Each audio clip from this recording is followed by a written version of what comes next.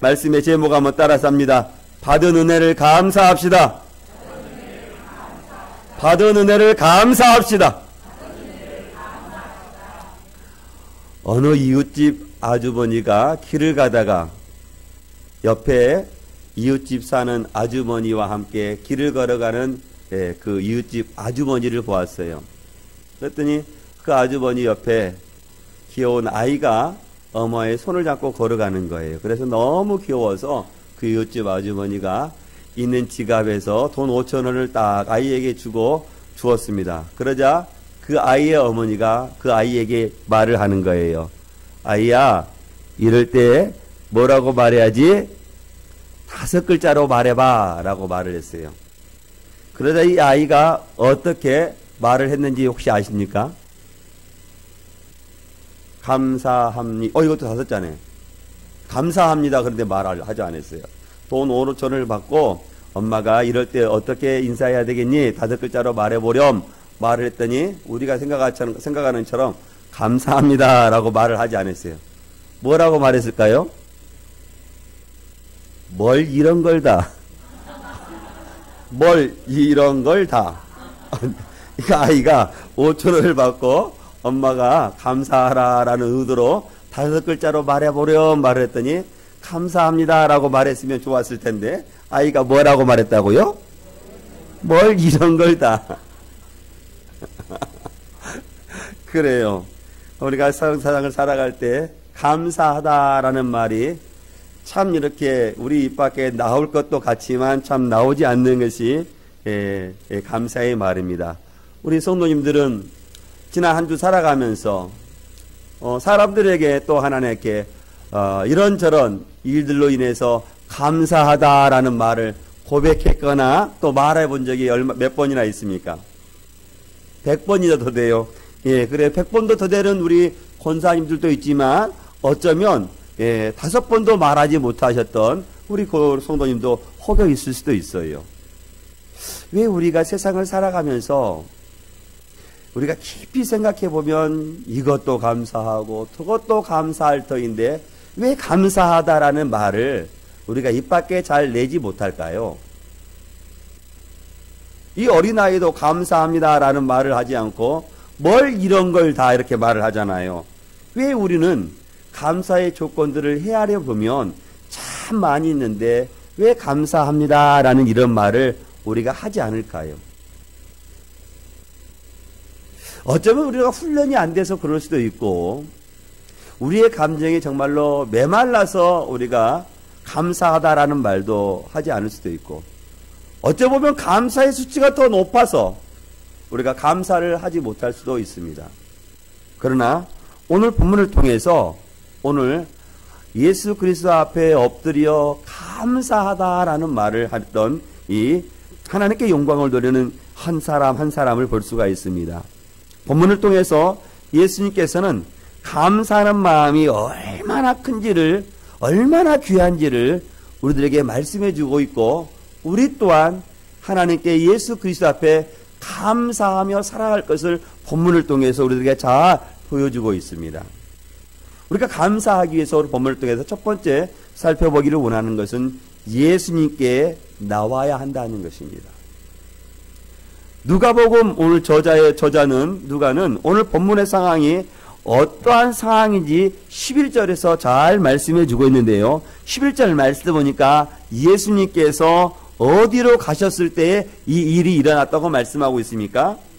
예루살렘으로 올라가셨을 때 이 일이 일어났었다는 거예요. 근데 이 예루살렘에 올라가셨다는 이 예루살렘에 가시는 때는 이제 마지막으로 예루살렘에 가셔서 하나님께서 예수 그리스도 이 땅에 보내주시고 마지막 사명, 그 사명을 위해서 올라가시는 그 시간대에 있었다는 거예요. 예수님께서 마지막으로 예루살렘에 올라가셔서 남은 사역을 하셔야 될 사역이 무엇입니까? 십자가를 지셔야 될 사역. 이제 십자가를 앞에 두고 예루살렘으로 올라가시면서 이 사건이 펼쳐졌다는 것을 누가복음 저자는 우리들에게 잘 말씀해 주고 있고 우리가 또 이 본문을 바라볼 때 누가복음이 이 사건을 통해서 염두에 두고 기록했던 그 상황을 우리가 염두에 두고 이 본문의 말씀을 우리가 보아야 됩니다. 그래야 예수 그리스도의 구속 사건 속에서 오늘 본문에서 일어나는 이 사건을 우리가 깨달을 수가 있는 것입니다. 오늘 12절과 13절 말씀을 보니까 예수님께서 한 마을로 예루살렘을 올라가시면서 한 마을로 들어가셨는데 그 마을에서 어떤 사람들을 만나냐고 말씀하니까 어떤 사람들을 만나셨어요? 나병 환자를 만나셨는데 나병 환자 몇 명을 만나셨다라고 말씀하십니까? 예, 우리가 본 것 말씀하신 것처럼 예수님께서 나병 환자 10명을 한 마을에 지나가시다가 만나셨다라고 말씀하고 있어요. 근데 저와 여러분들은 사람들을 만날 때 어떨 때 만났다고 말해요? 100m 떨어져 있을 때 사람을 알아보고 만났다고 말합니까? 아니면 가까이에서 이 사람과 이야기하고 또 피드백하고 손을 붙잡고 그럴 때 만났다고 말합니까? 어떨 때 만났다고 말해요? 가까이 있을 때 만났다고 우리가 말하지 않습니까? 예, 우리가 아마 우리 지금 저 뒤에 계시는 우리 손장로님을 내가 여기서 만나서 길거리에 만났다고 말하지는 않을 거예요. 그런데 오늘 본문의 말씀을 보니까 예수님과 나병 환자들이 만난다고 말했는데 그 이후에 말씀을 보니까 어떻게 만났다고 말씀하냐면 그 거리에 대해서 말씀해 주시는데요. 예, 예수님을 만났는데 어떻게 만났다고 말씀하고 있어요? 멀리 서서 만났다는 거예요. 멀리 서서. 그런데 우리가 지금이야 사정이 그렇지 않지만 예수님께서 이 본문의 상황이 있을 때에는 나병 환자들에 대한 규례가 있었습니다. 나병 환자에 대한 규례, 문득병에 대한 규례는 레위기 13장 45절로 46절을 통해서 우리에게 말씀해 주고 있는데요.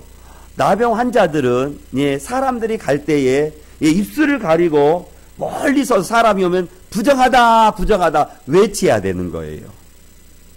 왜냐하면 이 사람이 부정한 나에게 오지 못하도록 알려주는 것입니다. 그리고 이 나병 환자들은요, 이런 일반 사람들이 살아가는 성 안에서 살 수가 없어요. 따로 떨어져서 살아가야 됩니다. 가족들 다 떨어져 살아가야 돼요. 그 랍부의 문헌을 보러 보니까 예수님께서 당시에 있었을 때 다른 사람들을 만났을 때 나병 환자들을 어떻게 만나야 되냐면 100보 이상 떨어져서 만나야 된다는 거예요. 그러니까 이 나병 환자들은 예수님을 만나고 싶었지만 가까이서 만날 수 있는 상황이 아닌 것입니다. 그들의 율법에, 그들의 랍부의 문헌에 따라서 예수님이 저기서 오시는 것을 뻔히 알면서도 멀리 떨어져서 만날 수밖에 없는 상황인 거예요. 혹여 100보 이내로 만나면 그 사람들은 어떻게 되냐면 그 나병 환자를 어떻게 되냐면 돌로 쳐 죽일 수도 있는 거예요. 돌로 쳐 죽일 수도 있는 거예요. 그러니까 이 나병 환자들은 예수님 앞에 가까이 가고자 싶은 마음이 있었지만 결코 다가갈 수 없는 상황. 그래서 멀리 서서 예수님을 외칠 수밖에 없는 상황. 그래서 멀리 서서 예수님에게 만날 수밖에 없는 상황 가운데 있는 이 환자들이 예수님 앞에 나왔다는 것입니다.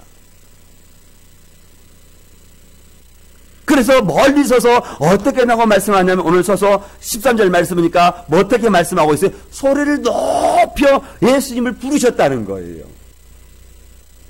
그냥 예수님이 내 목소리를 듣든 말든 그냥 한번 불러보는 정도가 아니지요. 이 나병 환자 10명의 나병 환자는 일생일대의 마지막 기회처럼 그 예수님을 간절하게 불렀을 거예요. 그 간절하다 못해 정말로 크게 소리를 질렀을 거예요. 자신이 있는 모든 목소리를 다해서 예수를 불렀고 예수님이 그 소리를 혹여 듣지 아니할까? 온 힘을 다해서 예수를 부르는 거예요. 예수님 이렇게 부르는 정도가 아니에요. 자신의 간절함 속에서 울러나오는 그 간절함에 부르짖는 소리, 그 소리로 예수님을 간절하게 부르는 거예요. 그러니까 얼마나 조바심 속에서 불렀겠어요. 얼마나 애타는 심정으로 불렀겠어요. 사랑하는 성도 여러분, 우리 성도님들도 예수님의 이름을 부를 때에, 하나님의 이름을 송호를 부를 때 간절한 마음으로 부르셨을 것입니다.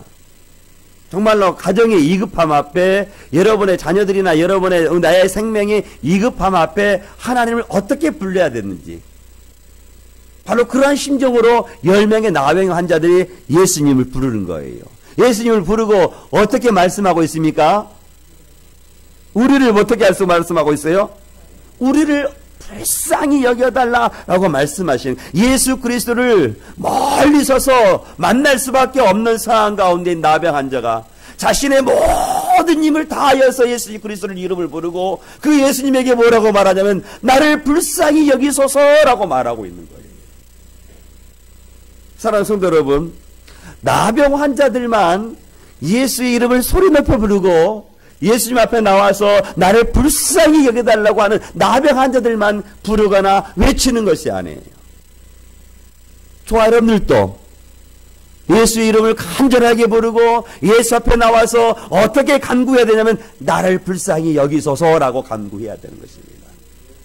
저는 우리가 주님 앞에 나올 때마다 그럼 이 10명의 나병 환자와 같이 예수 앞에 나와서 불쌍히 여겨달라고 간구하는 우리 믿음의 성들이 다 될 수 있기를 주의 이름으로 축원드리겠습니다.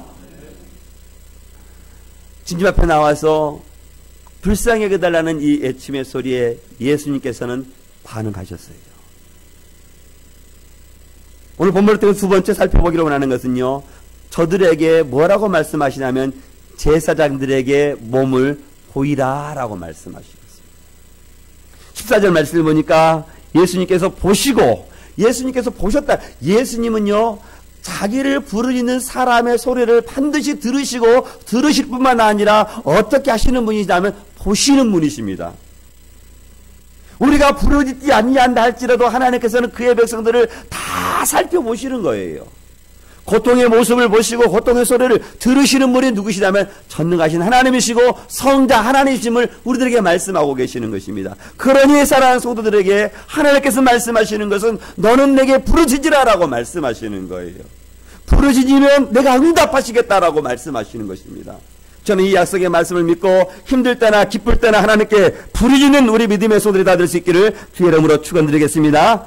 그리고 주님께서 들으시고 뭐라고 말씀하냐면 14절 말씀 보니까 14절 말씀 같이 보겠습니다. 시작. 보시고 이르시되 가서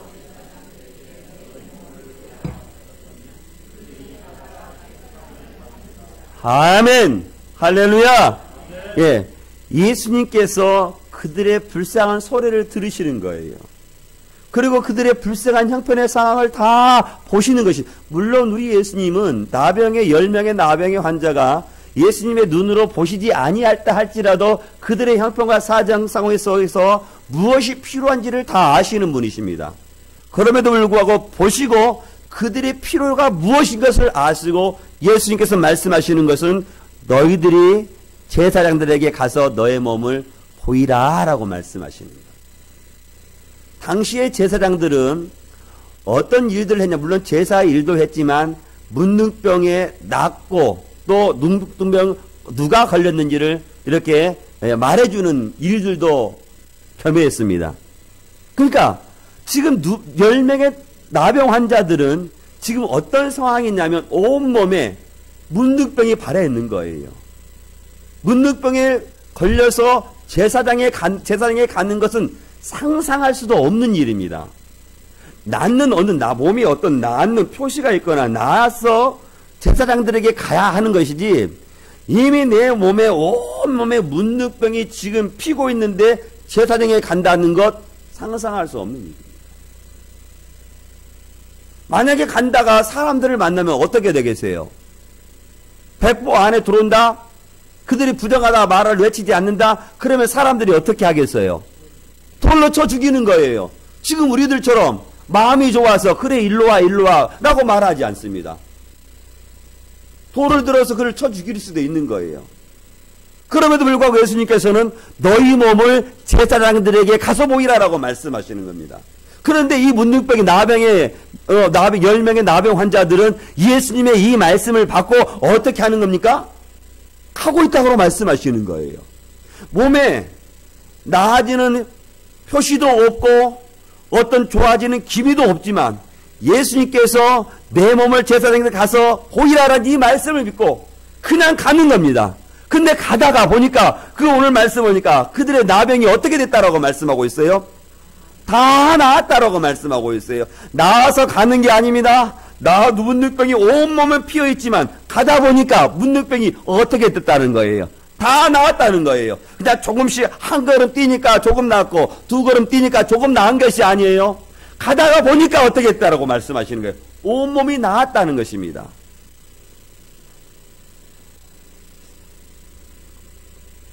14절 말씀을 보니까 다시 한번 보시면 그들이 어떻게 하다가 깨끗함을 받았다고 말씀하냐면 가다가 깨끗함을 받았다라고 성경이 우리들에게 말씀하고 있는 거예요. 그게 제사장들에게 가는 도중에 그 10명의 나병 환자가 나음을 입었다라는 것입니다. 사랑하는 성도 여러분, 믿음의 원리가 바로 여기에 있습니다. 아무것도 변한 것이 없는 것 같지만 말씀 그대로 믿고 말씀대로 따라 살아가는 것, 이럴 때 무엇이 일어나냐면 역사가 일어나는 것을 우리에게 보여주고 있는 거예요. 우리에게 바로 이러한 믿음의 순종이 필요한 것입니다. 그럴 때 믿음의 기적이 일어날 수가 있는 거예요. 먼저 예수님께서 그들에게 질병을 고쳐주시고 제사장들에게 가라고 말하면 모두 다 갈 것입니다. 그러나 고쳐지는 증상도 없지만 그 제사장들에게 가서 내 몸을 보이라라고 말씀하시고 그 약속의 말씀을 믿고 나아가는 것, 그게 믿음인 것입니다. 믿음이 없는 사람들에게는 이 말씀을 하면 그 의심 때문에 그 말씀을 믿고 순종할 수가 없는 거예요. 가다가 낫지 않으면 어떻게 돼요? 그야말로 낭패가 되는 거예요. 낭패되는 거예요. 그러나 우리 사랑하는 성도 여러분, 믿음의 역사는 말씀대로 순종할 때 일어난다는 사실을 기억할 수 있기를 주의 여러분을 축원드리겠습니다. 가서 보이라는 이 약속의 말씀을 믿고 나아가다 보니까 정말로 거짓말처럼 이 문나병의 환자들이 다 나음을 입었다는 거예요. 세상의 사람들은 이런 이야기를 바라보고 뭐라고 말하냐면 이거 거짓말이라고 말하는데 저와 여러분들은 역사 속에 일어난 사실이라는 사실을 믿는 거예요. 이게 믿음과 불순종, 믿음 없음의 차이가 얼마나 큰지를 우리에게 잘 말씀해 주고 있는 거예요. 만약에 10명의 나병 환자가 이 예수 그리스도의 말씀을 받는데 그치고 나아가지 않았다면 이 10명의 나병 환자들이 어떤 일이 일어났을까요? 나병의 고침을 받았을까요? 아니면 그대로 있었을까요? 그대로 있을 수밖에 없는 거죠. 그러나 이 10명의 나병 환자가 예수님께서 제사장들에게 가서 내 몸을 보이라 이 말씀을 받고 그냥 제사장들에게 그 걸음을 믿음의 걸음을 뛰니까 가다 보니까 예수님께서 회복시키시는 것을 그들이 경험하는 것입니다. 사랑하는 성도 여러분, 우리가 예수님께 나와 외치는 것도 예수의 그리스도의 이름도 부르는 것도 중요하지만 예수님께서 저와 여러분들에게 말씀하시는 그 약속의 말씀을 받고 그 말씀을 순종하는 것도 너무나도 중요한 것을 우리에게 말씀해 주고 있는 것입니다. 저는 우리 믿음의 성도들, 하나님께서 우리에게 약속의 말씀하시는 그 약속의 말씀을 여러분에게 주시고 나에게 주시는 약속의 말씀을 믿고 순종하며 살아갈 수 있는 우리 믿음의 성도들이 다 될 수 있기를 주의 이름으로 축원드리겠습니다. 나음을 받고 보니까 오늘 말씀 보니까 9은 어디 있고 오직 한 사람만 왔느냐라고 말씀하시는 예수님의 모습을 볼 수 있습니다. 우리가 본문을 통해 세 번째 살펴보기로 원하는 것은요, 예수님의 발 아래에 엎드려 감사하자라는 것입니다. 누구 앞에 엎드려 감사하자고요? 예수님 앞에 나와 엎드려 감사하자라는 것이에요. 오늘 15절과 16절 말씀 보니까 가다가 10명의 문득병자가 다 고침을 받았습니다. 그런데 15절 말씀에 그 중에 한 사람이 자기가 나은 것을 보고 어떻게 했다라고 말씀하고 있습니까? 큰 소리로 하나님께 영광을 돌렸다가 10명의 나병 환자가 다 고침을 받았다는 거예요. 그런데 그 중에 한 사람만이 자기가 나은 것을 보고 어떻게 했다고 말씀하냐면 자기가 나은 것을 보고 너무 기쁜 나머지 감사해서 큰 소리로 외쳤다는 거예요. 뭐 어쩌면 우리가 예수님을 멀리 서서 소리 높여 예수님의 이름을 불렀다고 말씀하시고, 또 오늘 고침을 받는 이 나병 환자가 예수님 앞에 어떻게 이렇게 영광을 돌렸다고 말하자면 큰 소리로 외쳤다고 동일하게 말씀을 보는데, 저는 이 10명의 나병의 환자가 예수님을 부를 때 큰 소리로 불렀던 것보다도 자신의 나병 한 명의 환자가 자신의 몸에 고침을 받고 하나님 앞에 큰 소리로 영광을 돌렸다는 이 큰 소리가 더 컸었을 거라고 저는 믿어요. 10명의 소리보다 하나님께 은혜를 받고 나와서 한 명의 나병 환자가 하나님께 영광을 돌리는 큰 소리가, 그 소리가 나는 더 컸을 줄 알아요. 저는 우리 믿음의 소들이 하나님께 감사할 때 여러분이 가장 큰 소리로 하나님께 감사하며 살아갈 수 있기를 주의 이름으로 축원드리겠습니다. 하나님께 뭐라고 말하냐면 큰 소리로 영광을 돌렸다라고 말씀하십니다.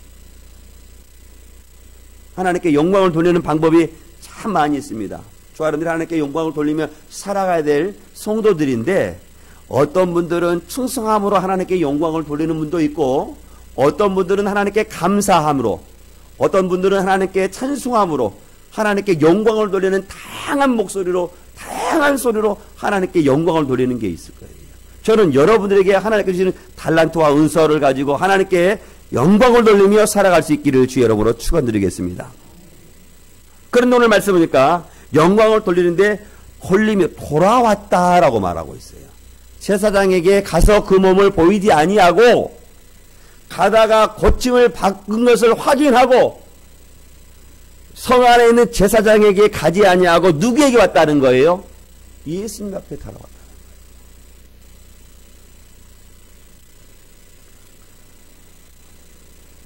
어느 가정에 술을 잘 먹는 남편 때문에 힘들어하는 아내가 있었대요. 술만 먹으면 아내를 때리고 자녀들을 때리고 가정의 물질도 모든 집안 세간살이를 다 엎어버리는 남편 때문에 속상하는 아내가 있었대요.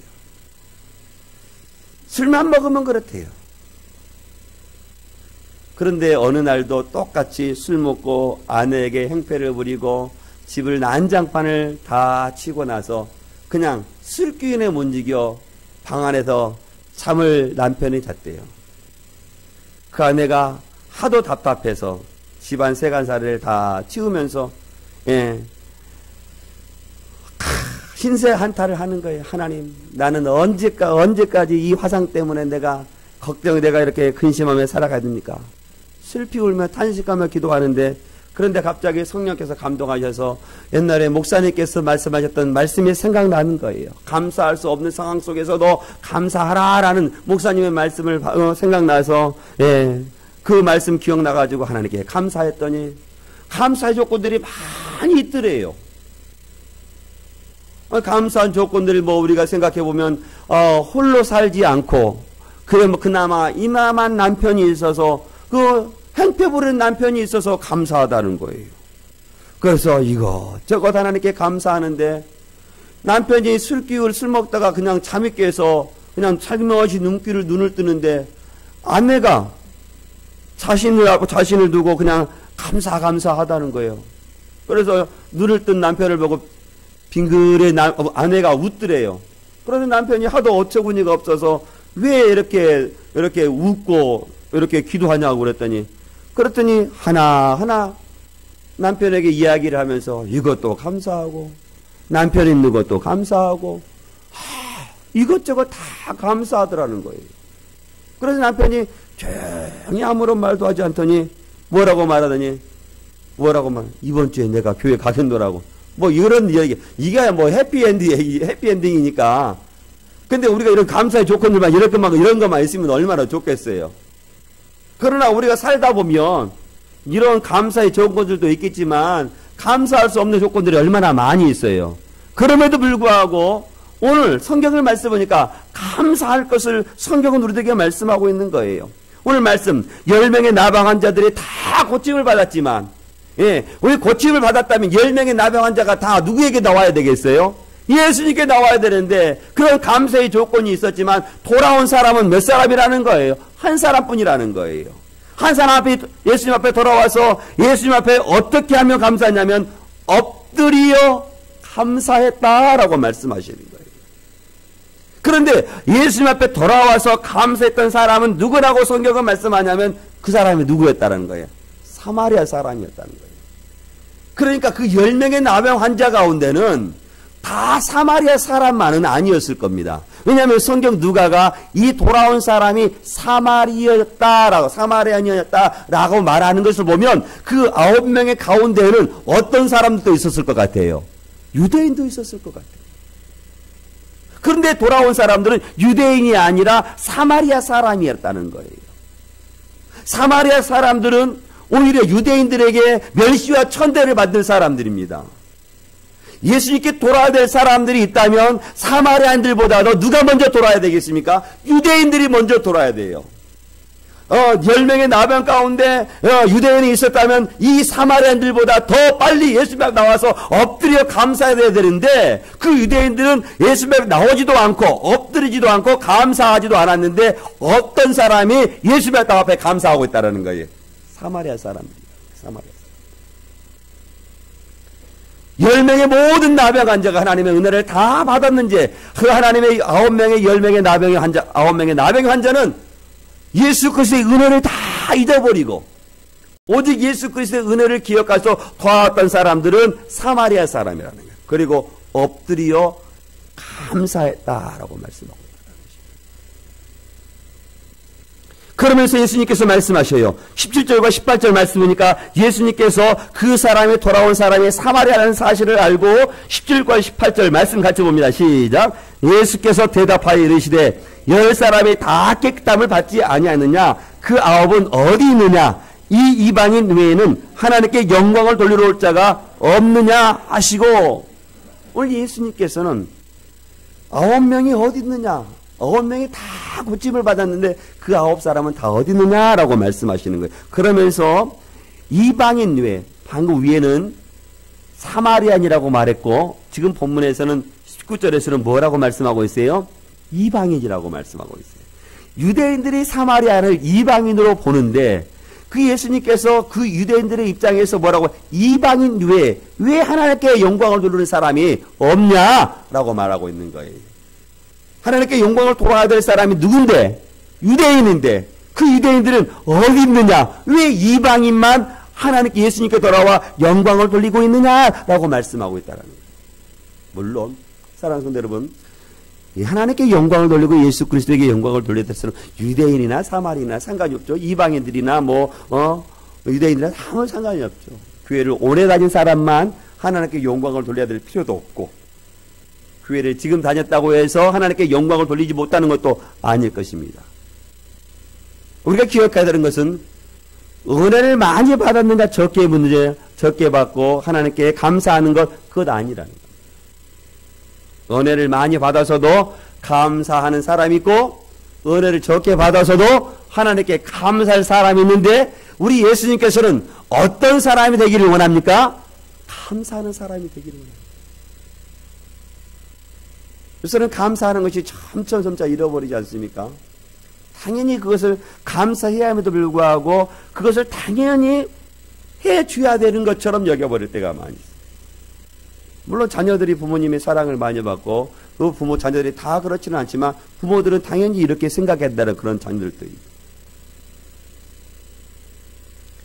은혜를 받으면 그 은혜에 대해서 어떻게 해야 되냐면 감사하는 사람이 되어야 돼요. 그런데 은혜를 받고 하나님께 영광을 돌리지도 않고 예수님께 돌아오지도 감사하지도 않았다라고 말씀하고 있는 거예요. 저는 사랑하는 성도 여러분, 사람들이 믿음 생활하면서 또 여러분의 직장에서나 가정의 삶을 살아갈 때 누군가에게 은혜를 베푸면 그 은혜에 감사하며 살아가는 우리 믿음의 손들이 다 될 수 있기를 주의 이름으로 축원드리겠습니다. 하나님께 영광을 돌리는 사람이 없고 오직 나병 환자 한 사람이 예수님께 돌아와 영광을 돌리고 그가 엎드려 예수님께 감사하자 예수님께서 19절의 말씀을 통해서 그에게 어떤 말씀을 하시냐면요. 어떤 말씀을 하십니까? 19절 말씀 같이 봅니다. 시작. 그에게 이르시되 일어나 가라. 내 믿음이 너를 구원하였느니라 하시니라. 예수님 앞에 나와 엎드려 감사하는 그 한 명의 나병 환자에게 일어나 가라라고 말씀하시면서 어떤 말씀까지 덧입혀 주셨냐면요. 어떤 말씀 해주셨어요? 내 믿음이 너를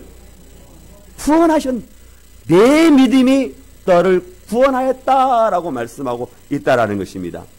10명의 나병 환자 다 고침을 받고 9명은 그들이 구원받지 못했습니다. 육신의 질병으로 고침을 받는 거예요. 그러나 이 예수님 앞에 나와 엎드려 감사하는 이 한 명의 나병 환자는 그의 육신의 질병마저 고침받고 그의 영혼마저 예수님께 어떻게 말씀하자면 구원받았다라고 말씀하고 있는 것을 바랍니다. 믿음이 구원했다는 거예요. 믿음이. 사랑하는 성도 여러분, 우리가 이 본문의 말씀을 다시 한번 천천히 더 깊이 되짚어 돌아가 보면요. 예수님께서는요, 10명의 나병 환자에게 누구에게 가서 몸을 보이라고 말씀하셨습니까? 제사장들에게 가서 내 몸을 보이라라고 말씀하셨어요. 그런데 이 10명의 나병 환자들 가운데는 제사장에게 몸을 보인 사람에 대해서는 기록하지 않습니다. 가다가 고침을 받고 고침받는 그 한 사람이 예수님께 돌아온 사실만 대해서 우리들에게 말씀해 주고 있는 거예요. 사랑하는 성도 여러분, 여기서 우리가 생각해야 되는 것은 예수님이 이 땅에 무엇으로, 누구로, 어떤 상직을 가지고 오셨는데 왕으로, 선지자로 또 무엇으로 오셨습니까? 제사장으로 오시는 거예요. 예수님께서 10명의 나병 환자에게 내 몸을 가서 누구에게 보이라? 제사장에게 보이라. 지금 예수님께서는 지금 마지막 예루살렘 상으로 올라가셔서 지금 무엇을 앞에 두고 예루살렘 성에 올라가는 거예요? 제사장의 직분을 가지고 그 직분을 수행하기 위해서 올라가는 거예요. 그러니까 지금 예수님께서는 내 몸을 제사장에 가서 보이라라고 말씀하시는 것은 물론 1차적으로 예루살렘 성내에 있는 제사장들에게 보이라고 말씀할 수도 있겠지만 참된 제사장이 누구에게 가서 내 몸을 보이라고 말하는 거예요? 예수님에게 보이라는 거예요. 그런데 이 한 명의 나병 환자는 그 참된 예수님 앞에 자신의 몸을 보이고 그 믿음으로 나와서 보여서 뭐라고 말씀하냐면 내 믿음이 너를 구원하였느니라 라고 말씀하시는 거예요. 사랑하는 성도 여러분, 그렇습니다. 저 사람들도 10명의 나병 환자와 같이 문둥병 같은 삶으로 살아가는 겁니다. 죄로 허물로 살아가는 저 사람들, 문둥병과 같이 우리는 정말로 그런 삶을 살아가는 거예요. 피폐한 삶을 살아가고 있는 것입니다. 나는 10명의 문둥병자는 다르다라고 생각할 필요가 없어요. 그들은 몸으로 문둥병의 질병을 나갔지만 우리는 얼마나 죄의 허물로 우리가 정말 하나님 앞에 문둥병과 같은 삶을 살아갔습니다. 그러니까 저 사람들은 이 영적으로 문둥병 받는 것을 치유받기 위해서는 누구에게 나아가야 되냐면 참된 예수 그리스도 앞에 나아가야 되는 거예요. 그래서 예수와 그리스도 앞에 나와 엎드리고 주님 앞에 감사하고 감사함으로 믿음으로 나갈 때 예수님께서 우리들에게 뭐라고 말하자면 한 명의 나병 환자와 같이 내 믿음이 너를 구원하였느니라라고 말씀하시는 것입니다. 저는 저 여러분들이 이 한 주를 살아갈 때 마치 이 한 명의 나병 환자와 같이 내가 문둥병 들었던 딸을 고쳐주시는 그 하나님의 은혜, 예수 그리스도의 은혜 감사하며 살아갈 수 있기를 주의 이름으로 축원드리겠습니다. 무가치한 나를 육신의 문제만 해결받는 사람이 아니라 영적인 구원의 문제까지 해결받는 이 나병의 환자와 같이 날마다 예수 그리스도 앞에 엎드려 감사하고 하나님께 큰 소리로 영광을 돌리며 살아가는 우리 믿음의 소들이 다 될 수 있기를 주의 이름으로 축원드리겠습니다. 오직 그 그리스도만 붙잡아야 돼. 감사할 수 있는 조건에도 감사할 수, 비록 감사할 수 없는 상황이 펼쳐진다 할지라도 그 예수 그리스도를 붙잡고 그 그리스도의 앞에 예수 앞에 엎드려 감사하며 살아가는 우리 믿음의 성도들. 그러면 하나님께서는, 우리 예수님께서는 죄와 사망 가운데 죽을 수밖에 없는 저희들을 다시 한번 구원의 길로 걸어가게 하시고 하나님의 영광대로 복된 삶으로 살아가기를 원하시는 것입니다. 저는 이 나병 환자와 같이 주님 앞에 돌아와 감사하며 하나님께 영광을 돌리며 살아가심으로 예수님께서 나병 환자에게 주셨던 말씀과 같이 내 믿음이 너를 구원하셨느니라 라는 말씀과 같이 구원의 길을 걸어가며 살아가는 우리 믿음의 성들이 다 될 수 있기를 주의 이름으로 축원드리겠습니다. 우리 같이 기도하겠습니다.